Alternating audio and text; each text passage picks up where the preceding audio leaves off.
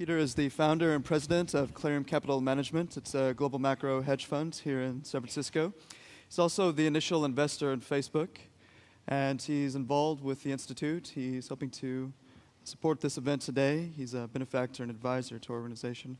Really happy to have him here today. So come on up, Peter. Thanks, man. Thanks, Tyler. Thanks.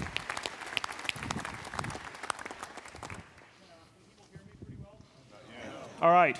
There we go. Well, I thought I would dispense with the PowerPoint presentations and sort of the detailed slides, and just share a few different thoughts I've had on investing in a world where the possibility of a singularity exists, and sort of a very different perspective from some of the discussions people have had. And I guess there's sort of two different levels one can think about investing. One is as a venture capitalist investing in early stage companies, and the basic rule there is that. The basic rule for investing in general is you want to do something that's fundamentally true and that nobody else sees, and that's how you do really well. And artificial intelligence, or near artificial intelligence, or quasi artificial intelligence, this is so out of fashion today that it's probably the only thing thematically that I think it makes sense on a venture capital side to probably do, is to try to identify things that are promising in this sort of direction. So I think the venture capital end of it is fairly straightforward, and there are all sorts of details you can discuss, but not much. But I want to focus instead on a very different element of it, which is the big picture in terms of how do you invest in the world as a whole, and what's going to happen to the world's stock market or the world's larger financial markets in a world where this possibility of a singularity or something like this exists. And sort of how will the world's markets be different from a singularity type world, from a world where such a thing would never happen or not even be possible? And I suppose the basic intuition that I have about it is very simply this: that in a world in which there is a possibility of things going extraordinarily well or extraordinarily badly, where both the good things and the bad things are bigger than people think, in a sense where if you have a bell curve distribution of possible futures for the world, the tails on tails on that bell curve are much fatter than people think, and there's far more that can happen at the far edges. And this would lead to sort of a very different behavior in markets from sort of a normal bell curve of distributions where nothing really that interesting or extraordinary is going to happen. And in particular, singularity will either be very successful, in which case we're going to have the biggest boom ever, or it is probably going to blow up the whole world and there will be nothing left to invest in whatsoever. And so this leads to kind of an interesting investment dynamic. Now, I will start parenthetically by saying that the second category is one that's rather difficult to invest in. And so, if you are somebody who is predicting the end of the world, you will not, even if you're right, I think you will still not make a lot of money. You may, even if you put all your money into gold coins in a silver chest and hide it in some forgotten corner of the planet, when the world does come to an end, there will be nothing left to buy or to sell, and probably well before then, some humans or robots or something else will have come along and taken your gold away from you. So I don't think. I think that's very difficult, and so there is sort of the bad versions of the singularity are things that one cannot invest in at all. They are not investable, and so there are all these possibilities that one can't even really think about. And so in some sense, if you believe in something like this, you have no choice but to bet on it as an investor, and the best investments will be the ones that represent the most aggressive bets on it. You have no choice at all, ultimately. And I think and of course the problem is, and the challenge is, that maybe the things you will choose aren't exactly right, and they turn out to be off. And you thought the singularity was going to happen here, and it turns out you made a small mistake, and it was sort of these catastrophic approximations lead to things that will be very, very disappointing. And so what would you expect to see happen in a world where the singularity is near? The alternative to a good singularity is the apocalypse, and we don't really know where it's going to happen. Well, you would expect the world to be full of massive manias, booms, and busts on a scale unprecedented in all of history. And interestingly, if you actually look at the world's financial markets over the last 25, 30 years, that is exactly what they have manifested. And it's one of the things that I think is very striking, that all of the conventional theories say that markets should be getting more smooth and efficient as there's more and more information out there. Somehow everything gets smoothed out, the volatility gets suppressed, and stocks should move up like 6%, 7% a year in a smooth monotonic function. And instead, we've seen bigger booms, busts, bubbles than ever before. And I want to suggest to you that one of the ways to think about a lot of these incredible booms that we've seen are that they represent different bets on the singularity or on various things that are sort of proxies for it, like globalization, or if you have a singularity, there's presumably going to be one entity or one company or one technology that's going to basically take over the whole world, and it will basically be worth more than everything else put together. And so you've had these series of bets on what that is going to be over the last 25, 30 years. And if you actually were to do a chart of the booms and busts in the history of the modern world, the amplitudes of the booms and busts have gotten much bigger. And so you were like a doctor looking at this graph, and you said, you sort of have, it starts going like this and oscillating really wildly in the last quarter century, and you said, well, nothing interesting is going on in this world.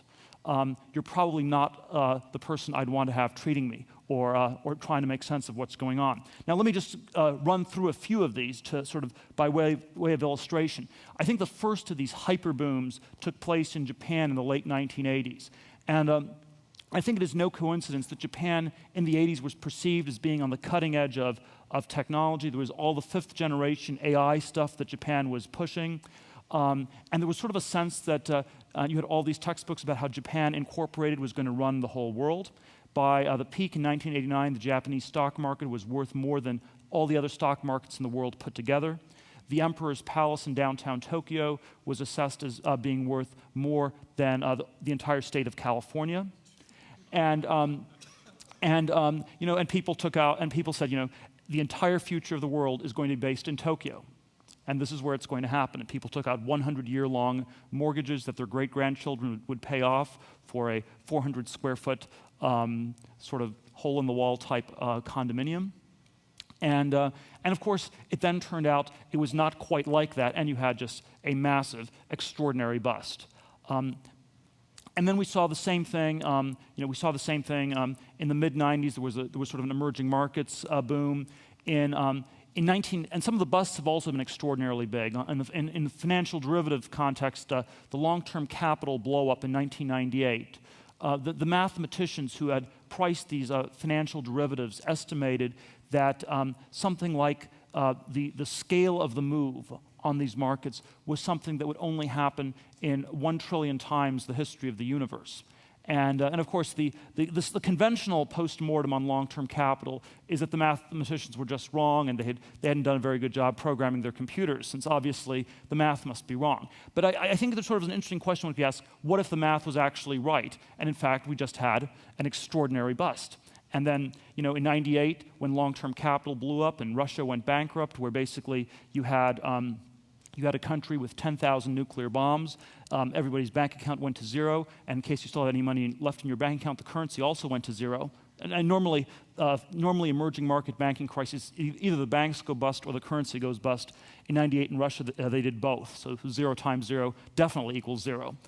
And of course, in that context, you bring to bear every kind of resource you can, because a country where everyone's going to starve to death with 10,000 nuclear weapons doesn't seem like a good outcome for the singularity.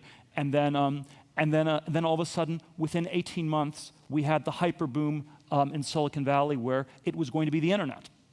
And I can certainly, having lived through the boom, the hyper boom, and the last few months of insanity, I've often thought I could write a whole book on it, and it still seems like yesterday. There are aspects of it, of course, that seem like a strangely different time. And again, there was obviously something real about it. And the conventional post-mortem on the internet boom was that in March 2000, the delusion and the insanity had reached its peak, and people were completely crazy. And of course, I can tell you all sorts of anecdotes that one could see as confirming that thesis. However, let's ask the opposite question. What if actually March 2000 in some sense represented not a peak of insanity, but a peak of clarity? And that at the peak of the boom, people could actually see the furthest. And what they could see was that in the long run, in the next 20 years, 30 years, the entire old economy was going to be doomed. And that all sorts of businesses and ways of doing businesses were no longer going to work. And that basically, therefore, now this was therefore was the tricky part, was you had to bet on this one way that was going to be the way out, and that was the internet. Now, it turned out that perhaps online companies selling pet food by buying Super Bowl advertisements offline were not really the technology that was going to be the decisive set of breakthroughs that was going to lead to the singularity. And so again, we had this pattern of catastrophic approximations, but basically a picture that I think was very much correct. The bust in 2002-03 was again quite extraordinary. There's sort of a number of different ways to describe it financially. Sort of an interesting one is Japanese government bond yields got to 0.43% on a 10-year bond yield in 2003, which was the lowest bond yield in the history of the world. And so again, we have multi-trillion-dollar markets that go to massive extremes one way or the other. And then basically, in the last 3-4 years, we have a whole series of new booms. And it's actually, and you have sort of a choice. Which one do you believe? Which one is going to be the singularity? Is it going to happen in China, which is basically, at this point, looks like it's accelerating on every front, and it has probably the most extraordinary valuations of any emerging market in the history of the world? Is it going to happen through finance, where there's obviously been this enormous amounts of financial engineering? A lot of very smart computer people have tried to apply computer technology to Wall Street, to repricing things, sort of fundamentally doing financial engineering to fundamentally change the valuations of things. And so you have an enormous boom in the hedge fund, sort of all these sorts of quantitative trading strategies. And are the computers actually going to figure out how to allocate all the money perfectly? And if you can get the computers to figure out how to allocate money better than humans, maybe the place to bet on the singularity is on finance itself, which is Wall Street. Even something like the real estate bubble, which seems to have nothing whatsoever to do with the singularity, I think has been centered in these places that are somehow going to be at the center of the new future world. London and Manhattan, if you believe in the finance version, Shanghai, if you believe in the China version, and so on down the line. And of course, we have a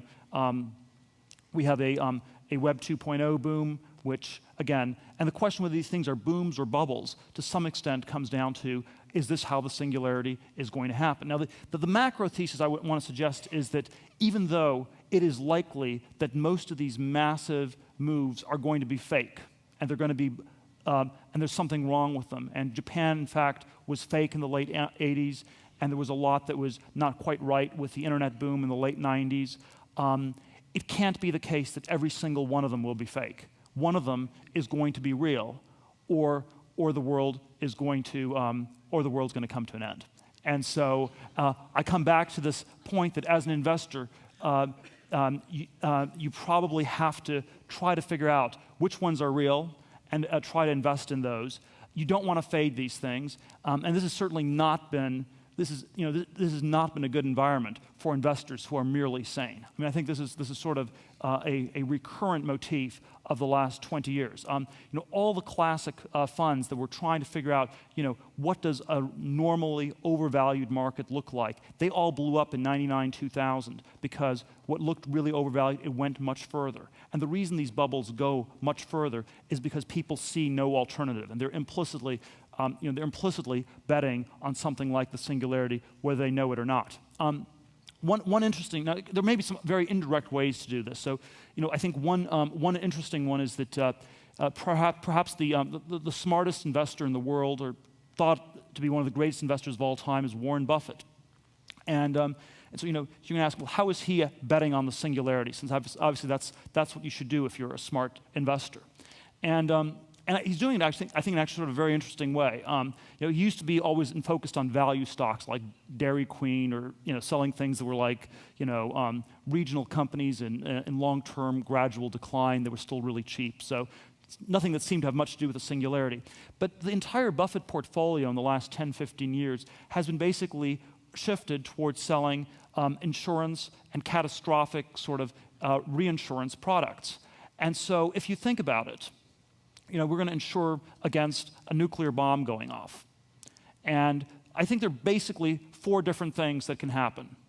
The first scenario, we're going to insure against some sort of catastrophe. First, scenario number 1 is nothing happens, you just get the premium. Okay, that's pretty good.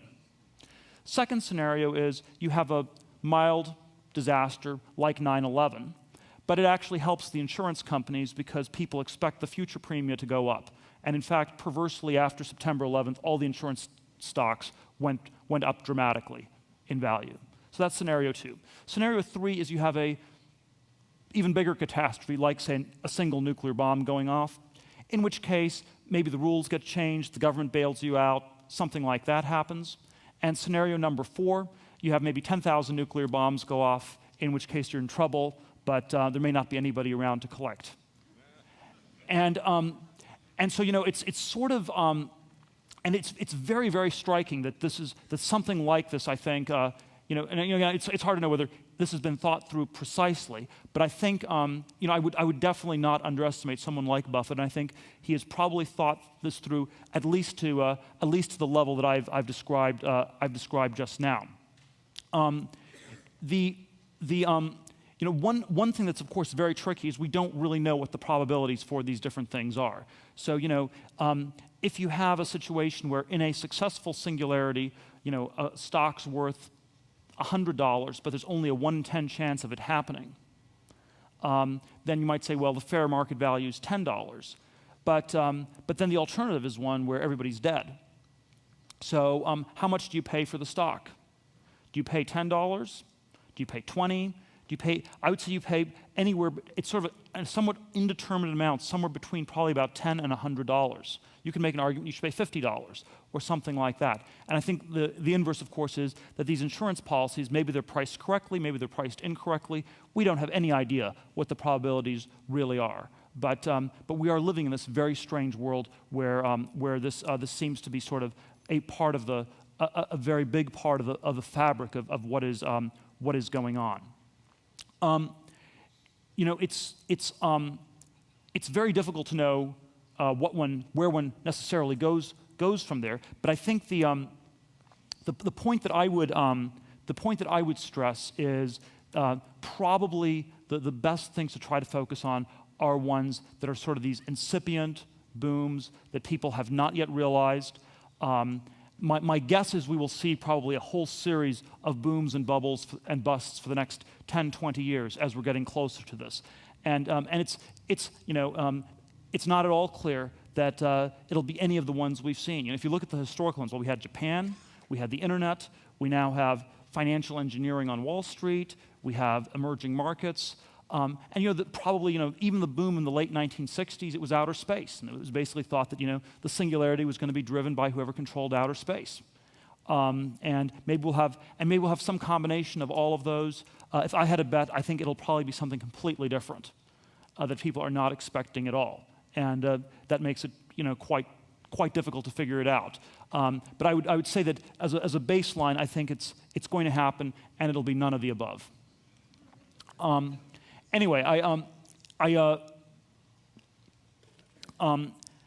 do think that there is sort of this very big frame out there that there is something about the world we're living in which it is too easy to dismiss people who are sort of screaming in Hyde Park, predicting the end of the world and stuff like that. And the people who've predicted the end of the world have been wrong for too long, and we cannot measure whether they're right or wrong. because they only have to be right once. There's sort of a cartoon that we've given to some of our investors, and basically shows sort of somebody saying, the end of the world we predict disasters and catastrophes, but in the run-up to the end of the world we predict extraordinary opportunities to make lots of money. But it's not clear which of the two is going to happen, and I think it'll be a very exciting thing to try to sort through this in the next 20 years. It's going to be a very exciting time. So Buffett may be doing it best, but there probably are some things that you could do that will be that may be a little bit riskier, but somewhat better than the Buffett selling catastrophic insurance strategy. So anyway, I guess I'll answer questions when we get to the panel. Thanks a lot.